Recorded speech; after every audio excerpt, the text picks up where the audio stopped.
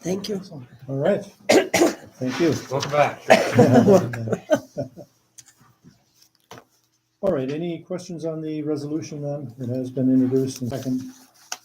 Vote by roll call. Councilmember Meyer. Yes. Councilmember Thomas. Yes. Councilmember Morgan. Yes. Councilmember Sharkey. Yes. 4 votes in favor, none opposed, 1 council member absent. The resolution is adopted.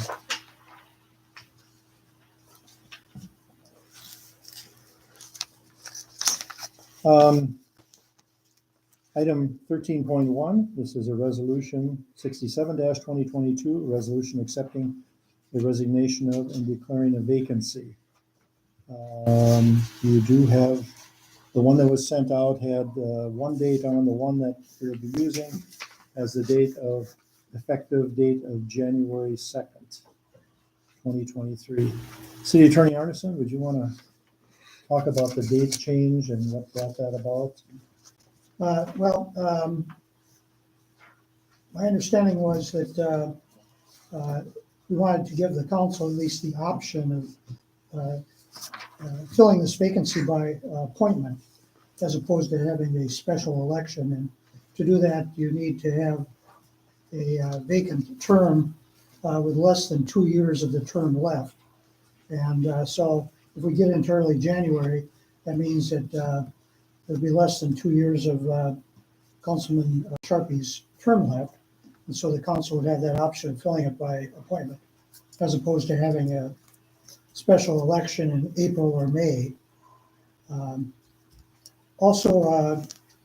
This gives us time to discuss and decide what procedure the council wants to take to fill this vacancy. The one option again would be by appointment to the council. In some previous situations, the council has elected to take the next highest vote getter from the most recent election as the appointee. The other option is to advertise to the general public for any interested parties to apply for appointment, after which there typically has been a vetting procedure, having them submit a written, basically, application or explanation of why they want to be appointed, what they think they can bring as benefit to the city, if so appointed. And then I think in some past cases, there have actually been interviews before selecting a nominee. That process, of course, takes more time and city resources. I think there is some logic to the other approach of just appointing whoever was the next highest vote getter from the last election, that election having been very fresh. And so the theory there is it's a nice, simple, quick, effective way of filling the position, and also carrying out the wishes of a significant part of the voting public. So. I'll make a motion to approve resolution 67-2022. I'll second it.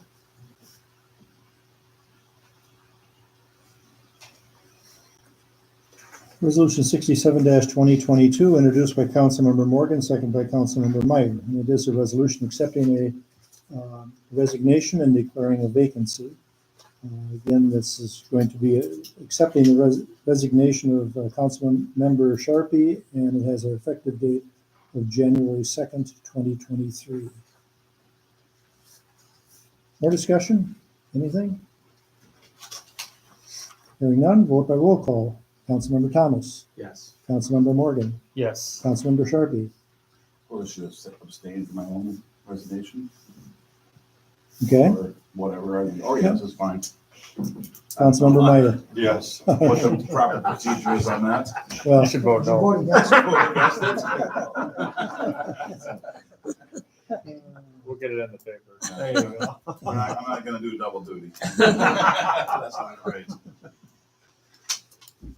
all right, the resolution passes. It's 3 votes yes, none against, and one rescind, Abstention. abstention, I'm sorry, Mhm. abstention.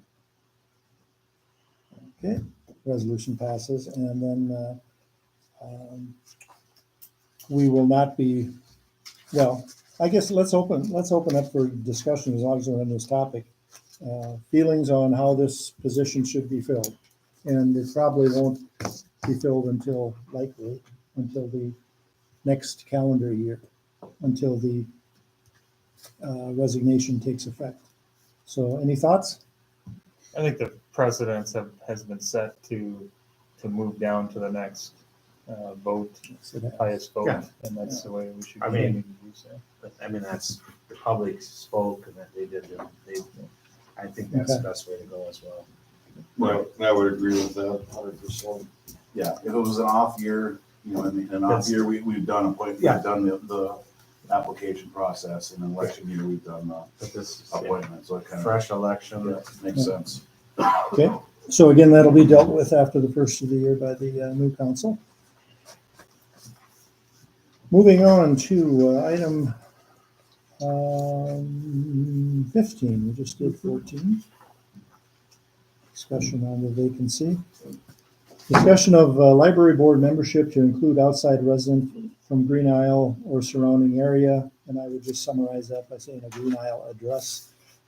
This is an item that was brought up almost a year ago, probably early in 2022 by the library board, wondering if an exception could be made in the membership of the board, and rather than having to be City of Arlington residents, if we could have changed the procedure, change the committee reading so that there would be one member with a Green Isle address. The thought there is there's a lot of Green Isle patrons. A lot of people from Green Isle area use the library because they do not have one. And I think it would just give them, I think that what my thought is it would just give them a little sense of ownership if they could serve on the board. So, open for discussion. I think it's an excellent idea. I spoke to some people from Green Isle that didn't even know we had a library, and I was telling them we had a library, so when I seen that, I thought that's an excellent idea, and it's a way to help promote the library. And, you know, our two communities are so close anyways, you know, with school and everything else we do together. That's my opinion. May I comment? Yes, you may. Librarian. Sorry about that. Minnesota state statute requires a 5, 7, or 9-member board. You are council liaison. Yes. Is the council liaison a voting member? Otherwise, we have 6 members. Or as I know they had been. Pardon? I thought they were. I mean, I was only on it for like, As far as how many? Historically, the council liaison has not been a voting member in other library boards. I don't So know. I just want to know if, you know, we're out of sync. Okay, We have 6 I don't think we members. voted on anything that night, and I only went to one meeting. Very good discussion, Yeah, but I mean, on other committees, our council members are they are voting. voting members, so I would assume. Yeah. I have no problem with having a Green Isle person. I think they use our library a lot, and they're underrepresented. So, Mhm. and there's nothing against Minnesota statute says that most of the majority of the members have to come from the city, but you can have 1 or 2 members. So funding comes from the county, which, I mean, Green Isle Yeah, is part of Green Isle is part of the Yeah. county, Yeah, so. yeah, yep. Mhm. I've also, I was gonna wait until this whole transition was done, and I was considering maybe having a non-staff branch library. That I would, with this new migration that's happening, it's easy to have a self-checkout station. Doesn't require staff at all. Mhm. I was gonna meet with them and see if they want to have a space up there, and maybe have a shelf of books and change out every. It's gonna wait till the transition was done and then approach you guys and. Sure. Yeah, I have no problem with board members. Okay, Well, what we'll do is look at what the library committee description, there's a document for that committee, and see what it says. And then the council will be appointing members to that committee. Some terms expired, I think. I'm not sure which ones, but you'd have to look at that at the same time. And Do we have to bump it, if he's saying 5, 7, or 8, if we're gonna keep it odd, and there's 7 right now with the council member, do we gotta bring 2 in there? Well- Or how do we wanna do it? oh, you could have one that's going to be Resigning. resigning. Yeah, one. That would be the ideal situation. We'll see. I think you have 2 up for. There's 2 up for renewal right now. Okay, all right. So that's the reason it was brought up tonight, is because the committee assignments are starting to, you'll start working on those within the next month or so now, here to get those ready for the first of the year, so. Okay, sounds like it's a goal for that one. Were we supposed to discuss resolution 68?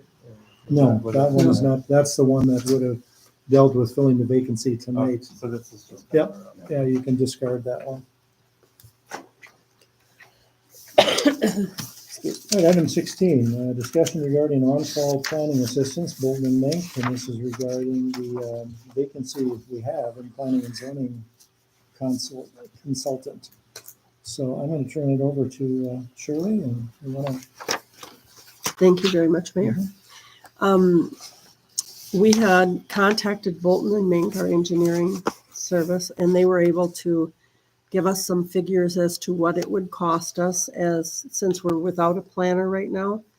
And most of these fees would be covered by developers coming into our community or applying for different services where we would need a planner. And so in order to do that, we looked both at the escrow option, so that we could set up we would have to change our fee schedule to allow that. The pass-through option, I'm not so sure if we need to change our ordinance to include that one. That one would be at $110 an hour. And the applicant would be charged at the time that they apply for, like, let's say a plat review or something like that. And then if they used up that a dollar amount, we wouldn't release the plat or until that they would come in and make another deposit on whatever money that they would use. There's also a way that the city could add a small fee to that to cover some of the costs, like if your next city administrator has any planning, so that his time or her time would be covered with that. And so I think I figured out today that with what the options are about, it would be about $43 to $55 that you could add for that, so that the city costs would be covered as well by the people coming into your town to develop property and so forth. And so I think that it's a really good option for us right now, so that there are some planning issues that I'd be able to approve and bring to the city council, but there are some that I would not feel comfortable doing, that we would need some extra help with. So those are kind of the options that are available to the council. Bolton Mink are willing to do that. They had listed what their hourly rates are, but they said they'd probably usually use Planner 1, and that's the $110 per hour. There are several communities that I've worked for in the past that use this all of the time. It's really not fair for your citizens to be paying for those fees for people coming into your community doing business. That's how other communities look at it. So just an option. Mm-hmm. I'm not sure if Mr. Ross has any comment about it, or if you're familiar with. No, I think it's a very good idea. Mm-hmm.